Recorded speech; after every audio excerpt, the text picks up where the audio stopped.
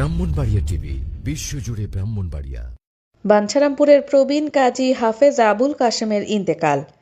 ব্রাহ্মণবাড়িয়ার বাঞ্ছারামপুর উপজেলার উজানচর গ্রামের মোল্লাবাড়ির প্রবীণ ব্যক্তিত্ব ও সাবেক নিকাহ রেজিস্ট্রার কাজী হাফেজ আবুল কাশেম কারি মোল্লা আর নেই। ইন্না লিল্লাহি ওয়া ইন্না ইলাইহি রাজিউন।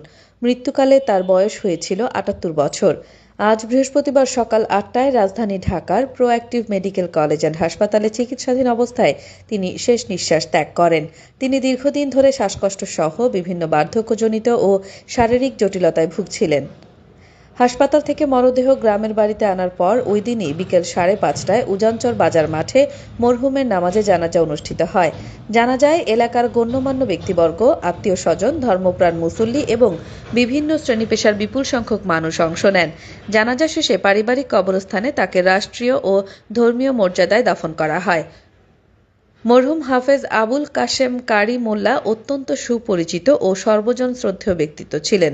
তিনি দীর্ঘ প্রায় ৪৫ বছর অত্যন্ত সততা ও সুনামের সঙ্গে উজানচর ইউনিয়নের নিকাহ রেজিস্ট্রার কাজী হিসেবে দায়িত্ব পালন করেন। পেশাগত দায়িত্ব পালনের পাশাপাশি তিনি বিভিন্ন সামাজিক, ধর্মীয় ও মানব কল্যাণমূলক কর্মকাণ্ডে সক্রিয় ছিলেন এবং আজীবন মানুষের সেবায় নিজেকে নিয়োজিত রেখেছিলেন। তিনি শুধু একজন কাজীই ছিলেন না, বরং এলাকার মানুষের সুখ দুঃখে সবসময় পাশে দাঁড়াতেন। তার মৃত্যুতে এলাকায় গভীর শোকের ছায়া নেমে এসেছে।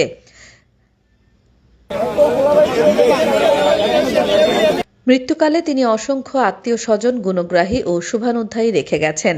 মরহুমের আত্মার মাগফিরাত কামনা করে তার পরিবারের পক্ষ থেকে সকলের কাছে দোয়া চাওয়া হয়েছে। নিজস্ব প্রতিনিধির পাঠানো তথ্যচিত্রে ব্রাহ্মণবাড়িয়া টিভি।